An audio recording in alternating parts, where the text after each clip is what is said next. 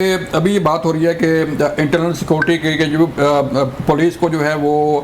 کام کرنا چاہیے، پولیس کو ایکشن لینا چاہیے، ایف سی کو ایکشن لینا چاہیے، اور اگر پولیس جہاں پہ ناکام ہو جائے، جہاں پہ ایف سی ناکام ہو جائے تو پھر کون آئے گا؟ اور سوشل میڈیا پہ جیسے بھی بات کی، فردوس صاحب نے بھی اور میں نے بات کی کہ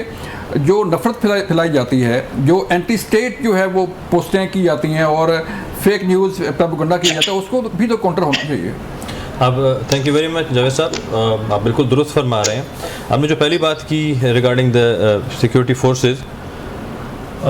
اس میں دیکھیں پولیس کا ایک کام ہے، ایک رول ہے، وہ ایک سول سپورٹ میں آتی ہے آپ کی، وہ لا اینڈ آرڈر مینٹین کرنے کے لیے، لیکن جب ان کی ایک کیپیسٹی ہے، ان کی اپنی ایک تعداد ہوتی ہے، لیکن جب حالات اور معاملات اس سے بڑھ جاتے ہیں تو پھر آپ کے پیراملٹری فورسز اور پھر ملٹری فورسز کو انٹروین کرنا پڑتا ہے، اور ہم نے یہ اپنی ہسٹری میں بھی دیکھا، ہم نے اپنے نیبرہڈ کی ہسٹری میں بھی دیکھا، یہ تو ان کا کام ہے ایکچولی بیسکلی۔ لیکن یہاں پہ میں صرف ایک جو بات ابھی جو شمیم صاحب کر رہے تھے کہ میں تو بالکل اگری کرتا ہوں کہ جی ہمیں جو ہم نے ضیاءاللہ صاحب کے ٹائم پہ وقت میں کیا، ہم بلا وجہ ایک جنگ میں کود پڑے، پھر 9/11 کے بعد بھی، لیکن ان سے یہ میں پوچھنا چاہتا ہوں تو پھر آج انہیں کون ملوث کر رہا ہے ہمارے انٹرنل میٹرز میں؟ کون ان کی کانگریس میں جا کے وہاں پہ 300 سے زیادہ ووٹ سے ریزولوشن پاس کروا رہا ہے؟ کون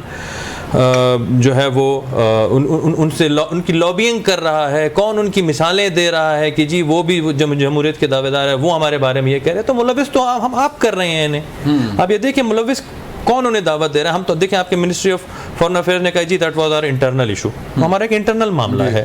آپ اس میں کیوں باہر جا کے ہم کیوں ماضی سے یہ سبق نہیں سیکھ رہے ہیں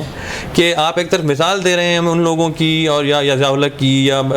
جو ہے نا وہ 9/11 کی، اس کے بعد آپ پھر ان سے اس تاریخ سے کوئی سبق حاصل نہیں کر کے پھر انہیں انوائٹ کر رہے ہیں، پھر انہیں انوالو کر رہے ہیں اپنے سارے معاملات میں؟ تو یہ کیسا جو ہے نا یہ ان کا ڈبل اسٹینڈرڈ ہے۔